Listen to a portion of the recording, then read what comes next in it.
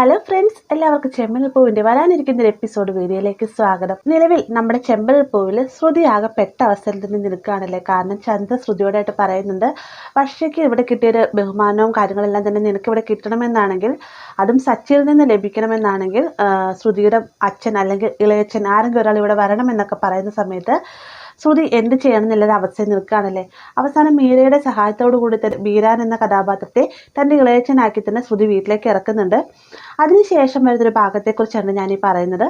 നമ്മുടെ അച്ചാമ്മ നാട്ടിലേക്കായിട്ട് 3 പേരെയും അതുപോലെ തന്നെ രവിയെയും ചന്ദ്രയെയൊക്കെ വിളിച്ചിട്ടുണ്ട്. ആ ഒരു സമയത്ത് എല്ലാവരെയും കൂട്ടിക്കൊണ്ട് വീട്ടിലേക്ക് എത്താമെന്ന് രവി വാക്കു പറയുകയും ചെയ്യുന്നുണ്ട്. അങ്ങനെ എല്ലാവരും കൂടി കുടുംബസമേതം അച്ചാമ്മയുടെ നാട്ടിലേക്കായിട്ട് ചെല്ലുന്നുണ്ട്. അവിടെ ചെന്നതിന് ശേഷമുള്ളൊരു ഭാഗത്തെക്കുറിച്ചാണ് ഞാൻ പറയുന്നത്. അവിടെ ചെന്നതിന് ശേഷം എല്ലാവർക്കും അറിയാലോ, നമ്മുടെ രേവതി ഏത് സമയത്ത് ഓരോ പണികളൊക്കെ എടുത്ത് അടുക്കളയിൽ കൂടെ കൂടി തന്ന ഓരോ കാര്യങ്ങളൊക്കെ ചെയ്യുന്ന കാണുമ്പോഴത്തേക്കും അച്ഛമ്മ പറയുന്നുണ്ട്, മോളെ രേവതി നീ അവിടെ നിന്നേ എന്ന് പറയുന്ന ആ ഒരു സമയത്താണ് ചന്ദ്ര അങ്ങോട്ടേക്ക് വരുന്നത്. അപ്പോൾ ഈ ഒരു സമയത്ത് അവിടെ പച്ചക്കറികൾ കൂട്ടിയിട്ടുണ്ടാവും കേട്ടോ.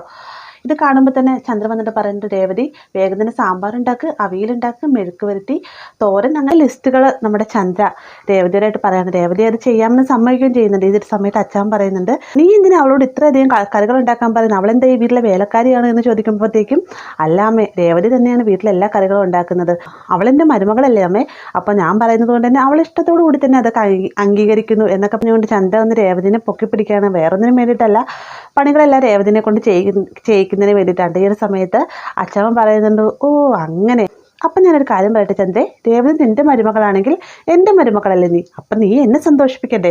ഞാനിപ്പോൾ നിന്നോടായിട്ട് പറയുകയാണ്, ഈ പച്ചക്കറികളെല്ലാം എടുത്ത് നീ ഈ പറഞ്ഞ സാധനം, അതായത് അവിയൽ, സാമ്പാർ, മെഴുക്ക് വരട്ടി, തോരൻ, അങ്ങനെ തുടങ്ങിയ സാധനങ്ങളെല്ലാം തന്നെ എനിക്ക് ഉണ്ടാക്കി തരാൻ പറയുമ്പോഴത്തേക്ക് ചന്ദ്ര ആകെ പെട്ട അവസ്ഥയിലാവട്ടെ. അപ്പം ചന്ദ്ര പറയുന്നുണ്ട്, അമ്മേ ഞാനുണ്ടാക്കാനോ എന്ന് ചോദിക്കുമ്പോഴത്തേക്കും, അതിനെന്താ, നീ നിൻ്റെ മരുമകളോട് പറഞ്ഞു, ഞാൻ എൻ്റെ മരുമകളോട് പറഞ്ഞു എന്ന് പറയാം കേട്ടോ.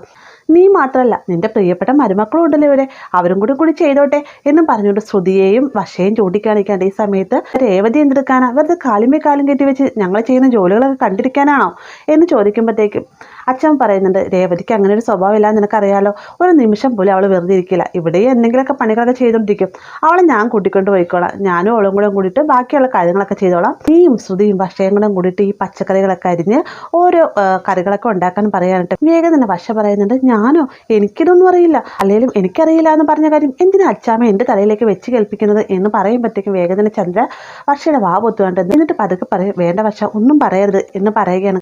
കാരണം എന്തെങ്കിലും പറഞ്ഞു കഴിഞ്ഞാൽ സച്ചയെ പോലെ തന്നെ അച്ചാമ്മയുടെ കയ്യിൽ നിന്ന് 7 ഇരട്ടിയായിട്ട് തിരിച്ചു കിട്ടുമെന്ന് നമ്മുടെ ചന്ദ്രയ്ക്ക് അറിയാം. അതുകൊണ്ടാണ് ചന്ദ്ര വർഷയോടായിട്ട് മിണ്ടാതിരിക്കാൻ പറയുന്നത്. അതിനുശേഷം ചന്ദ്ര പറയുന്നുണ്ട്, നിങ്ങളൊക്കെ ആക്ഷൻ കാണിച്ചാൽ മതി, ബാക്കി കാര്യങ്ങളൊക്കെ ഉണ്ടാക്കാം എന്ന് പറയുമ്പോഴത്തേ ശ്രുതി ചോദിക്കുകയാണ്, ആരുണ്ടാക്കും എന്ന് ചോദിക്കുമ്പോൾ ഞാൻ തന്നെ, അല്ലാതെ പിന്നെ ആരുണ്ടാക്കാനാ എന്നും പറഞ്ഞുകൊണ്ട് മനസ്സില്ലാ മനസ്സോടുകൂടി തന്നെ പച്ചക്കറി ഒരുക്കുകയാണ് കേട്ടോ നമ്മുടെ ചന്ദ്ര. അപ്പോൾ ആ ഒരു എപ്പിസോഡ് എന്ന് പറഞ്ഞു കഴിഞ്ഞാൽ ചെറിയൊരു കോമഡിയൊക്കെ നിറഞ്ഞൊരു എപ്പിസോഡാണ്. കാരണം നമ്മുടെ അച്ചാമ്മയുടെ മറുപടിയും വർഷ പച്ചക്കറി ഒരുക്കുന്നതൊക്കെ കാണാൻ നല്ല ഭംഗിയാണ്. അതുമാത്രമല്ല ശ്രുതിനെ കൊണ്ട് തേങ്ങ ചിരണ്ടിക്കുകയും അത് അമ്മിക്കല്ലിട്ട് അരപ്പിക്കുകയൊക്കെ ചെയ്യുന്നുണ്ട് അച്ചാമ്മ. ആ ഒരു ഭാഗങ്ങളൊക്കെ നല്ല അടിപൊളിയാണ്. എന്തായാലും പൊങ്കലിൻ്റെ സമയത്ത് നമ്മുടെ അച്ചാമ്മയുടെ നാട്ടിലേക്ക് ഈ മൂവരും ചെല്ലുന്ന സമയത്ത് ശ്രുതിക്കും വർഷയ്ക്കും കൂടെ ചന്ദ്രയ്ക്കും നല്ല 8ൻ്റെ പണി തന്നെ കൊടുക്കുന്നുണ്ട് കേട്ടോ. അപ്പോൾ ഈ ഒരു ഭാഗം നമുക്ക് വലിയ താമസമില്ലാതെ ചെമ്പരൽ പൂവിൽ കാണാൻ സാധിക്കുന്നതാണ്. വീഡിയോ ഇഷ്ടമായെന്ന് കരുതുന്നു. വീഡിയോ ഇഷ്ടമായ ലൈക്ക് ചെയ്യാനും കൂടെ ചാനൽ സബ്സ്ക്രൈബ് ചെയ്യാനും മറക്കരുതേ.